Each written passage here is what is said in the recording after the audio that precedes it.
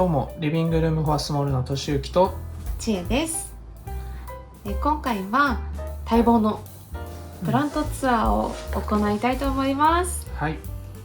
まず最初に、あまりにも量が多すぎるので鉢植えの子たちを今回は紹介したいと思います。はい。それではご覧ください。どうぞ。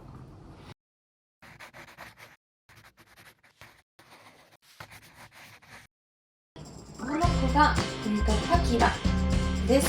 すごく有名な木なので知ってる方もたくさんいらっしゃるんじゃないかなと思いますが、幸運の木と言われているとても素敵な木です。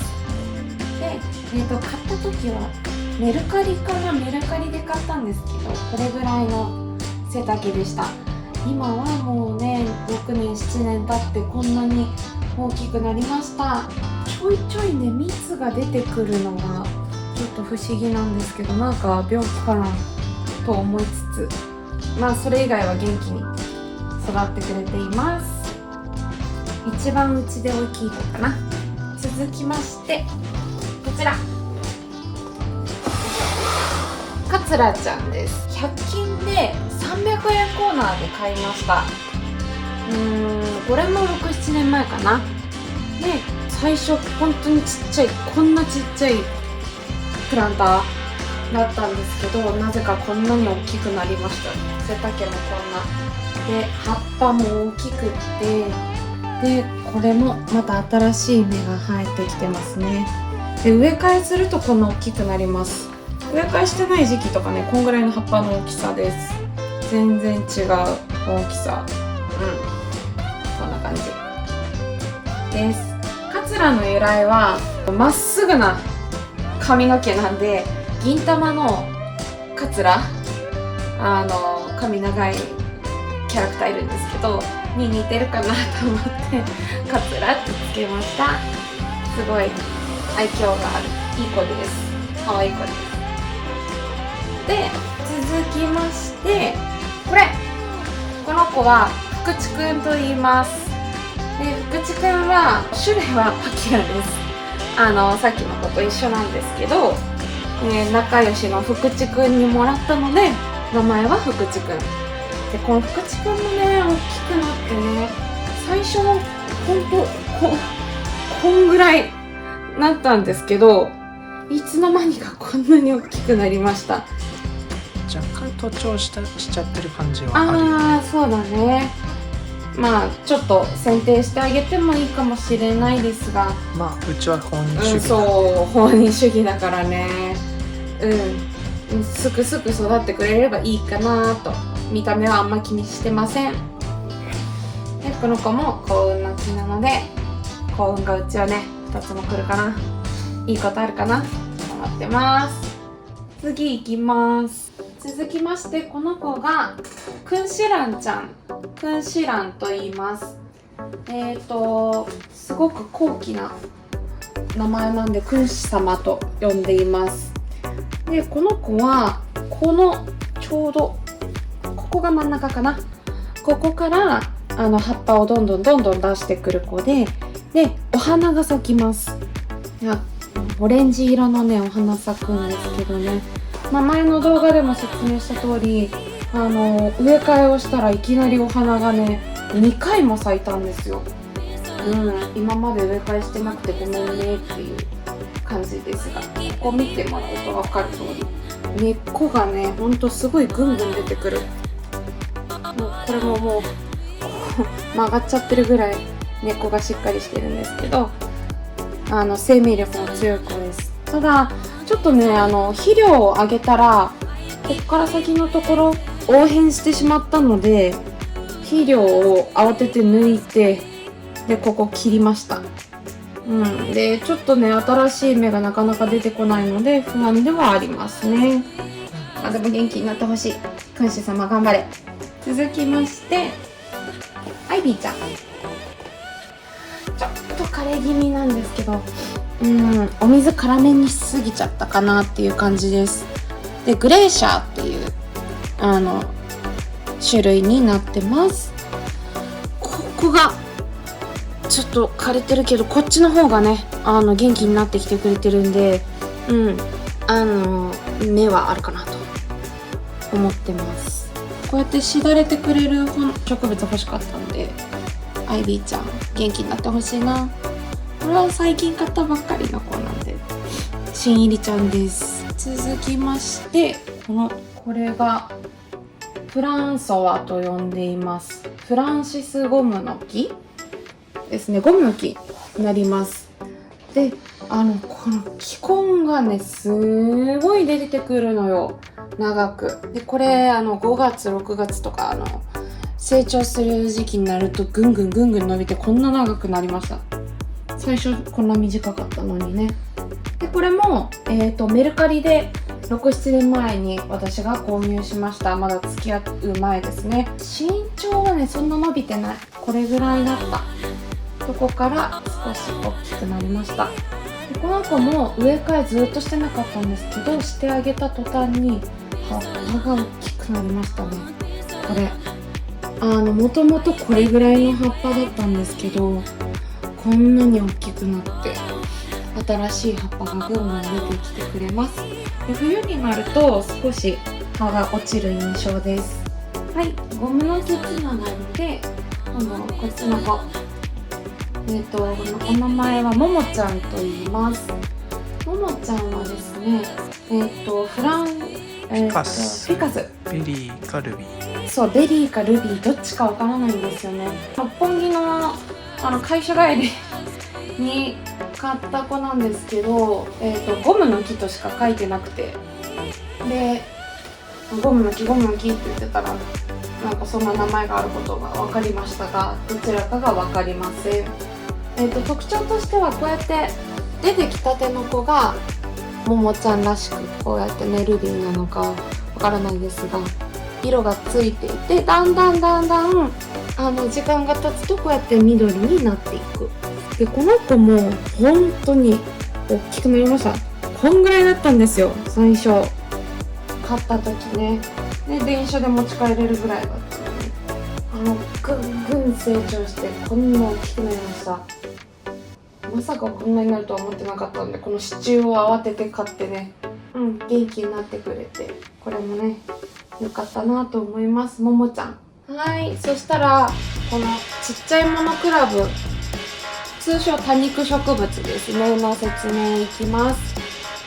最近多肉植物に手を出し始めました。一回ね、私多肉植物年寄りと付き合う前なんですけど枯らしたことがあったのであんまり避けてたんですけど、まずこの子に手を出しました。グリーンネックレスっていうんですけど、この子ね、これも一回枯らしたんですよ。もっとワシャワシャ出てたんですけど、お水のあげ方がやっぱりわからなくてで枯らしました。ただこの子すごいのが、枯れたところからこんなに伸びてきて、今ここ最終地点ここかな、見えますか？このぷくぷくしてるんですけど、ここでさらに新しい子が今ここにも出てて、どんどん伸びてきてます。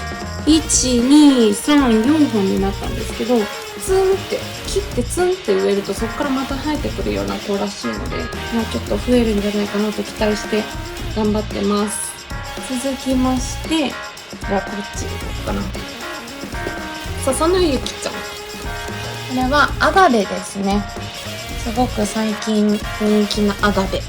普通のはなんかなと思ってた時に、笹野ゆきっていう名前とこの見た目でどうしても欲しくてね、ヤフオクで落札しました。で、この白いラインが特徴の子で、このラインが綺麗にたくさん入ってれば入ってるほどいいらしいんですけど、私はもうこうやって元気に生きててくれればそれだけでいいです。で、笹野ゆきちゃん来た時にね、小株がいたんですよ。もうくっついてたの。小株ちゃん分けてみました。で、小株ちゃん1、ちょっと大きめの子、2、ちょっとちっちゃめの子で、お水はあんまり切らさないように小株なんでねあげてます。すぐ乾くからね、多分ねぐんぐん水を吸ってるんだと思うの。まだ活着はしてないかな。そうだぐらついね。たりもする。グラグラしてるからね。ここがまだ。この子結構猫出てくるね。この子ちょっとちょろっと。まあでも猫は2人とも出てました。笹野ゆきちゃんがね、水乾くの遅いの。だからね、辛めにあげてます。続きまして、じゃあ、アガベつながりで、この子、大平石と言います。そう、すごい可愛い見た目で、アガベ欲しいって思ったきっかけが私、この子でした。で、この子よく行くね、お店のラストっていうところでも売ってたんですけど、もうちょっとちっちゃくって、で、もう少し大きめの子いないかなって言って、ヤフオクだっけか。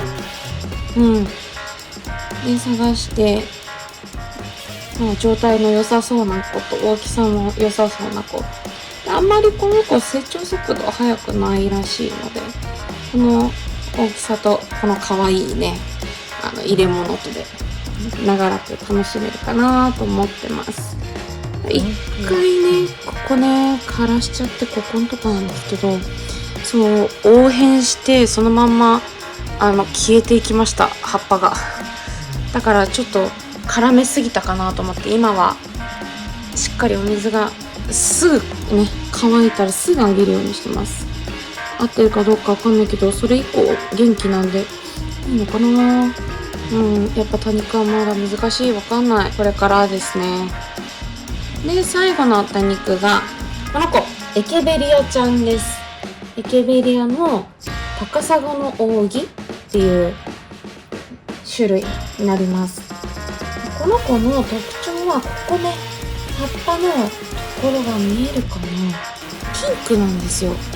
でこれが店員さん曰く、直射日光というかお日様がたくさん当たれば当たるほどピンクで葉っぱが出てきてくれるらしいんですよね。だから今その窓辺のところでしっかり育ててます。この子ね、ちょっとね、育ってきてるの。中の方、これ回してみるか。中の方、ここら辺ね、新しい子いっぱい出てきてるんですよ。ぐんぐん元気になってきてくれてる。で、このね、曲がり具合もね、可愛いんだよね。で、曲がり具合も可愛いし、この鉢。この鉢もすごくお気に入り。面白い形。白と金色といたんですけど、ね、白にしました。多肉は結構この鉢もみんなこだわってる感じで。これも可愛いね。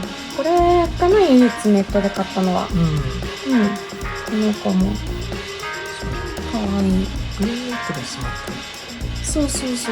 もううちはね、だいたいラストで揃えてます。立川のラストね。あそこほんといいの多い。おしゃれです。多肉頑張って育てます。です。はい、そしたら、もう一人多肉さんがいるので、まずはその子紹介しますね。この子、よく見かける方もいると思います。サンスベリア。で、サンスベリアのなんだっけ？ムーンシャインか。っていう種類です。よく見かけるの、ここにね、こうやって線がシャーって入ってる濃い緑のやつかななんですけど、ムーンシャインすごく綺麗な色だなと思って、買うのちょっと我慢してたんですけど、やっぱ買っちゃいました。で、この子すごく元気ですね。お水も乾いたらあげるっていうので全然枯れないですし、元気な子で、ここは後紹介するんですけど、病気の子たちのところ、肌に見やられてるコーナーなんですけど、多肉だからかな、肌にもやられず元気に可愛く育ってます。この子も来たばっかりだからね。肌にを持ってきたのはこの子かもしれないとちょっと思っている。この子が来てからいきなり肌にやられ始めたんで、あるかもしれないです。子サンスベリアちゃんです。では病傷いきます。病傷第一番最初におかしくなり始めた子、セロームちゃんです。で、セロームちゃんもう一個ね、葉っぱあったんだよね。で、その葉っぱがなんかちょっと色がまだらになり始めて、おかしいなって思って調べてみたら肌煮かもしれない。でよくよくこうやって葉っぱを見てみたら、うようよ動くものがいて、これじゃーんっつって。でね、最初これ新しい芽がこうやって出てくるんですけど、これももう抹茶色になっちゃって、新しい芽もなくて、とにかく肌煮を潰すで水をかけるだったりとかいろいろやってたんですけど、コーヒーかなで生き返りました。この子はちょっと濃いめのコーヒーを作ってね、スプレーするとカフェインで肌煮が結構やられてくれて、でそしたらなんと奇跡的にこの子新しい芽がちょっとねここ枯れてるんですけど、でも新しい子が出てきてくれました。もう肌にちょっとでもついてたらプチって潰してますけど、まだねちょっといるんですけど、でそしたらねさらに新しい芽も出てきたんですよ。本当にこの子強い、頑張った。で根っこが根上がりになってて、これとしゆきが大好きなポイントだよね。なんですけど、こういう形のセロームちゃんです。もうちょっとね元気になっていっぱい葉っぱ出してくれたらいいなってちょっと肌に警戒しつつ思ってます。続いて、あれこいつも肌にやられ始めたっていうのがこの子、シェフレラちゃんです。シェフレラちゃん植え替えの時見ていただいてた方だったらちょっとねまた取れちゃってわかると思うんですけど、もっとふわふわしてたくさん葉っぱがあったんですが、今こんなに枯れました。で見てください、枯れた葉っぱこんなにたくさんで、これもよくよく見たら肌にねやられてました。この子はまずコーヒーもやりました。でコーヒーももちろんやったんですけど、コーヒーだけでもやりきれずで、次に強いと言われる牛乳をやりました。で今ちょっとねこの牛乳が乾いてきてる葉っぱ見てもらえるかな。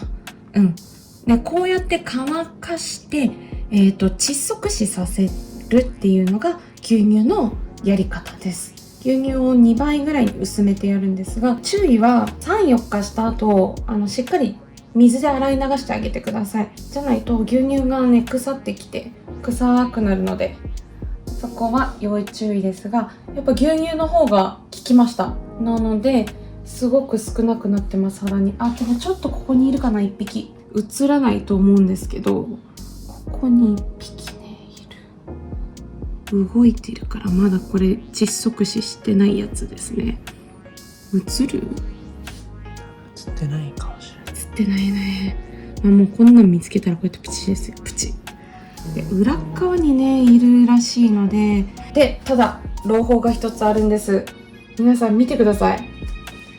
こういうとこことか新しい葉っぱが出始めたんです。やっと見える？映ってる？こっち。そう新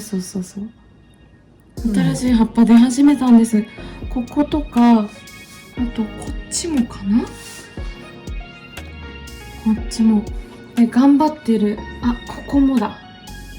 たくさんあるね。シェフレラちゃん強い、すごい頑張ってくれてるんで、このままねちょっと療養して見守っていこうかなと思っています。そしてまだまだ病気います。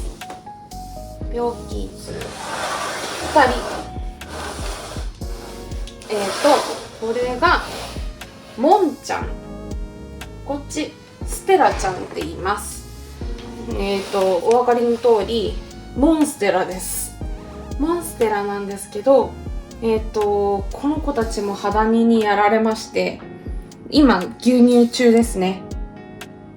で結構牛乳で今回大丈夫になったかな。あんまりもう見られないから、この牛乳で最後にしようかなと思うんですけど、牛乳効かなかったら何回かやっていただけるといいかなと思います。で病気になったなって思った理由はここですね。これ新しい芽はいつもこういう風に三角になって、ここからピョロロロロンってこう出てくるんですが、この三角が茶色くなって全然出てこない。何があったと思ったらこいつにも肌にがついていた。でこっちもそう三角になったところでもこっちのモンちゃんの方はちょっと回復してきたかな。ちょっと緑っぽくなってきたかな。でここから新しい芽が出てくれると嬉しいです。でこの子たちの経緯がありまして、まずこのモンちゃんフル株です。ずーっと私が飼ってる子で、本当はねもっとこんな大きかったの。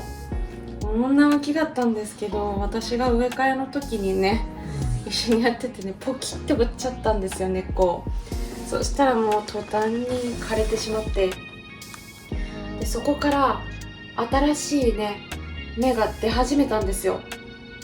でぴょこってここからいきなり全然違うとこから出てきて、でその子がしっかり育ってきて、これは良かったって思ったんです。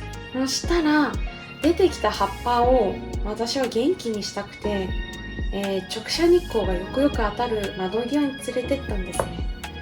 そしたら葉焼けして全部ダウンで、冬の間もう真っ茶色に枯れたこの木、ここぐらいまでのやつね、いたんだけど、もうどうしても諦められなくて、でもう一回こうやってぴょこって出てくれるんじゃないかと思って、お水もあげ続けて、そしたらですよ、この5月に新しい芽がいきなりビョローンって出てきたんですね。また今度は新しくこっちじゃなくてこの木からピョコって、もう感動しました。出てきたのがこの子なんですけど、ギジギジになってますが、その後次出てきた子はもうゲジゲジなくなってて元気で、新しい子ね出てきたらね、頑張ってモンちゃん頑張れ。でそんな中続いて連れてきたステラちゃんは私の実家からやってきました。でモンステラめちゃめちゃでかくなっちゃったんで、実家のが切ってもう一回、そういうのなんて言うんだっけな、株分け、そう株分けしてみて、元気に育つかどうかっていう実験をね、じゃあうちでもしてみてよって言われたので1個もらってきたんですけど、なんと元気にね、最初の方はねこうやって分かれてこんな立派な葉っぱも生えて、ステラちゃん元気になったんですけど、こんなになってますが、ステラちゃんです。モンステラ結構好き、私は見た目も好き今回のサムネのでっかいところにしてるぐらい好き。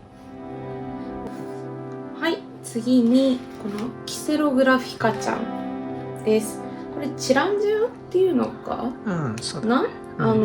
エアプランツですね。空気中の水分でも生きていけるよって言われてるんですけど、普通にうちはね、こうジャブジャブお水定期的に2週間に1回ぐらいかな、そのくらいかな、水浴びさせてあげてます。でこの子はメルカリかな、そうだね。でとしゆきが買いました。ちょっと気づかなかったんだっけ、なんか安かったんだよね。結構そうこの大きさの割にすごいいいお値段で若干ちょっと茶色くなってる葉っぱがあるとかで見てもらえるか言ってもな。全然ね、そんなこんな感じ、目立つような感じではないから。でこの辺ね、新しくぴょこぴょこたくさん出てきてくれて元気になってますね。なんかもう少しこうなんか気づいたら水あげるみたいな感じだから、もうちょっとあげてあげればいいのかな。定期的にあげればもっと大きくなるのかもしれないなっていう感じ。水そういえばあれ全然あげてなくないっていうのが多いから、そこはもうちょっとあげようです。チランジャ。続きましてスコッチちゃんって言います。スコッチちゃん本名なんだ？スコッチなんとかかんとかスコッチ、そうちょっとそれ調べて後で出しておきます。でスコッチちゃんはパセリみたいな感じだね。この葉っぱが特徴的ですごく可愛いなと思って、これもラストで買ってきました。でこの辺ねちょっと枯れちゃってるんですよ。でもなぜかこっちはぐんぐん伸びてきて、これ本当はもうちょっとこんぐらいだったよね。この白も全然見えてたのに、もう見えないぐらいこんなにしだれてなだれて、日が当たる方とか当たらない方とかあるのかな。この子も土が乾いたらもうジャブジャブ、ここら辺もね歯水しっかりしてあげて、ガシャガシャ洗いながらお水あげてます。でね、ここのキッチンに置いてるんですけど、キッチンがすごく似合うかわいいいい子ですね。スコッチちゃんです。で最後かな、最後この子がよいしょ、取った方がいい？こうやって吊るしてます。吊るしています。いつもよいしょ出してあげるね。でこの子トルネードちゃんは本名なんだ？ドラセナトルネード。ドラセナだ、そうだ。ドラセナってこんなイメージないと思うんですよ。普通に木かな、木でこうなって細い葉っぱがいっぱい生えてる、まっすぐのやつね。そう、それこそ金運の木って言われてるのかな、ドラセナちゃんなんですけど、これはその中では珍しい木のタイプじゃない方で、トルネードと言います。でしかもこのなんて言うんだっけこれ、ふ入りの子で、ちょっとねお水のあげ方間違ったかな、この辺枯れてきちゃったんですけど、上から見たら可愛いんだよね。もうトルネードしてんのよ。でこうぐるぐる葉っぱが出てくるのと、ちょっと波打ってる葉っぱっていうのが可愛いです。でこの子もラストでね見つけました。10%オフから 20% オフ、下の方にピョンって置いてあって、でそれまでもう増やさないでくれって言ってね、見てわかる通りたくさんいるので、もう増やさないでって私が言ってたんですけど、としゆきが欲しいって言ってた時に、私はこれも買わないところが、この子見た瞬間買おうかってね、なって、もう見た目に一目惚れ、買っちゃいました。ちょうどここの上に吊るすやつを探してたからね。で実際ね店員さんにも聞いたら、そんなに成長しない、そう成長速度遅いって聞いてたんで、コンパクトで吊るせるからいいかって買ったら、なんか意外に伸びるっていうね。そうなんですよ。これがぐんぐん伸びるの。この子もこれぐらいだったんだよね。でそしたらもう今も新しいのがほらどんどんね出てるけど、こんなになる予定じゃなかったんだよね。でもそれは嬉しい誤算。まあね、確かに。この子もすごくお気に入りのドラセナトルネードちゃんでした。でこの子お水やり乾いてくるのがね、上だからね、本当にいつも見忘れちゃうんだけど、頑張って忘れないようにね、これからもやり続けてあげようと思います。では一番最近の子説明新参者、はい、この子見えますか？不思議な形してるでしょう。これハカラメちゃんって言います。葉から芽が出るからハカラメちゃんで、これね友達からね昔もらったんですよ。でそれもこの芽を出して、そこから株分けして、で鉢に入れた、もうしっかり成長した状態でもらったんですけど、枯らしちゃってすごく悲しい思い出があったんですが、なぜかこの前家に帰ってきたらなんかここに浮いてるんです。としゆきが勝手に買ってきてました、ハカラメちゃんで。まあでも今度は枯らさないようにね頑張りたいと思います。小豆島とかそっちの方かなってなんかよく取れるみたいで、葉っぱを本当に水に浸しとくだけでねぐんぐん分かれてくんで、これも2枚ですね。うん。こういう感じでね、そう葉っぱから直接芽が。そうそうそう。でちょうどこのね、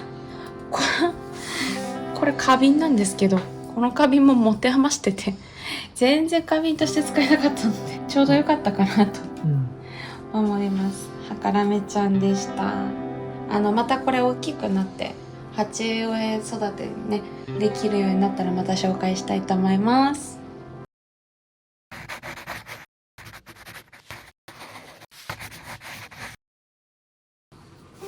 はい、いかがだったでしょうか。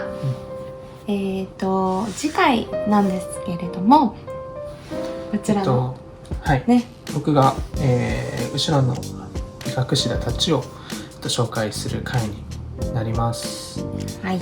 はい、また質問とか感想とかあればお気軽にコメント欄に書き込んでもらってご連絡ください。はい。はい、そうしましたら、ここまでご視聴いただきありがとうございました。ありがとうございました。リビングルームフォアスモールのとしゆきとちえでした。